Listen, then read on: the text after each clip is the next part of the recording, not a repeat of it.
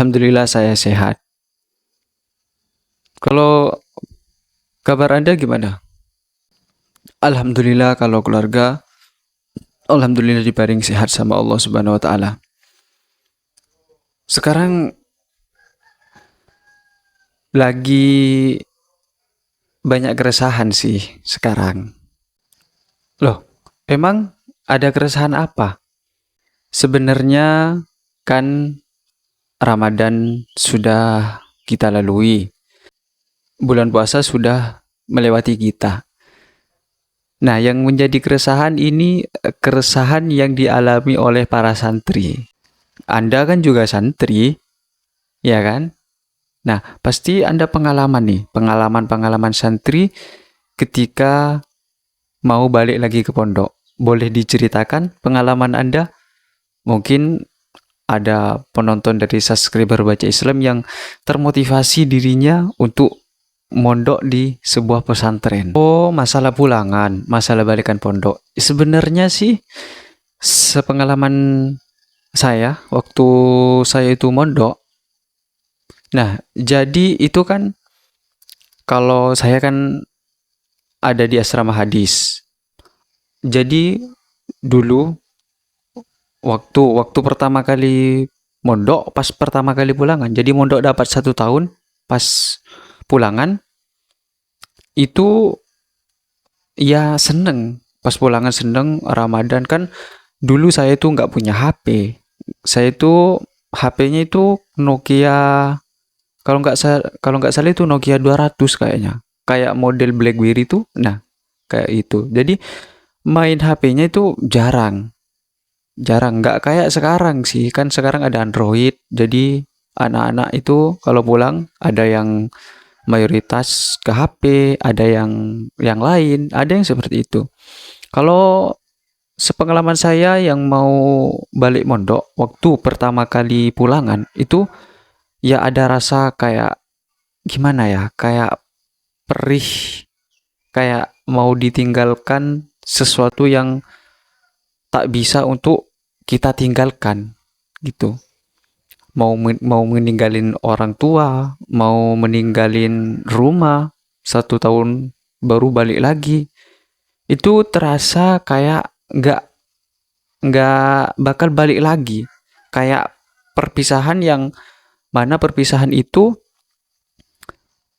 merupakan perpisahan terakhir. Itu rasa yang saya rasakan dulu waktu pertama kali pulang kan. Orang tua itu nangis gitu. Soalnya kan keinget yang namanya orang tua pasti kangen sama anaknya. Yang namanya anak juga pasti kangen sama orang tuanya. Seperti itu. Oh, berarti Anda waktu awal balik kan itu emang rada-rada susah ya kalau untuk pemula, maksudnya santri yang pemula atau santri yang baru mondok, memang kalau pas pulangan, pas mau balik lagi itu rada-rada agak susah ya. Ya mungkin bisa dibilang seperti itu sih, tapi nggak semua santri itu seperti itu. Ada yang ingin apa ya? Ada yang pulang juga ingin cepat balik ke pondok gitu.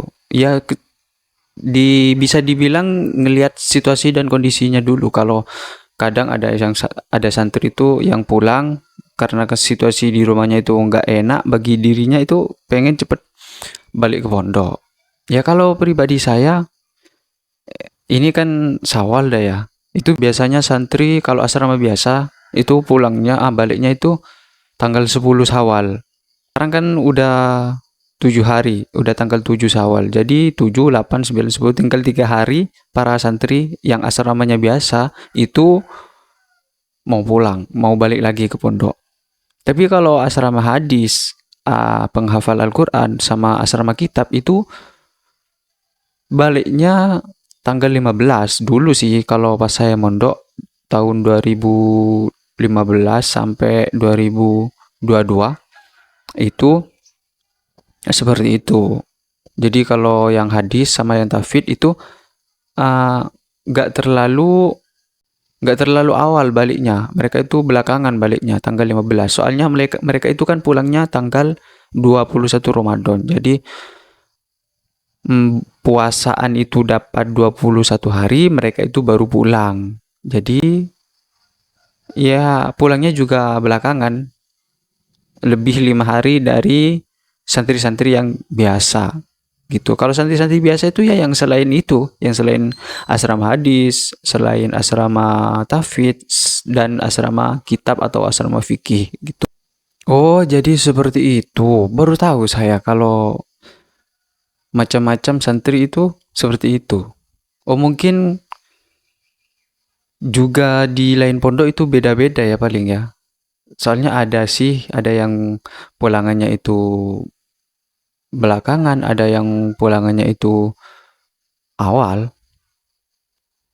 gitu. Kalau pas mau lebaran kadang itu ada yang pulangannya itu satu satu minggu sebelum bulan puasa itu udah pulang. Oh iya, emang beda. Nggak semua pondok, nggak semua pesantren itu melakukan peraturan yang sama seperti pondok pesantren yang saya tempati gitu. Tapi yang namanya yang namanya mondok ya pasti akan ada banyak manfaat di dalamnya. Tapi mudaratnya ya juga gede juga. Ada nih pepatah, kalau bahasa Maduranya seperti ini. Mun baen e pondok ngicok jerum maka deki san lamole benar bekal ngicok jeren. Seperti itu. Yang dalam terjemahan bahasa Indonesianya itu kalau kalau kamu kalau kalian itu nyuri jarum di pesantren, maka nanti pulangnya kamu itu bakalan nyuri kuda gitu. Kuda itu kalau bahasa Maduranya jeren gitu. Artinya apa? Artinya kalau kita melakukan keburukan di pondok itu bisa jadi imbasnya bakalan lebih besar ketika kita pulang ke masyarakat. Contohnya, ya kalau kita mencuri barang yang kecil di pondok, maka ketika kita pulang ke masyarakat, maka yang dicurinya itu bukan hal yang kecil kayak yang ia curi di pondok, bisa lebih besar dari yang dicuri di pondok. Seperti itu. Jadi barokahnya banyak di pondok, lebih besar, namun mudaratnya juga lebih besar. Karena kita ya mondok ya harus menjadi manusia yang sejati, menjadi manusia yang apa ya, berperilaku ya sebagaimana santri gitu. Oh, jadi seperti itu. Ternyata kalau barokah pondok itu ya emang gede ya ternyata ya.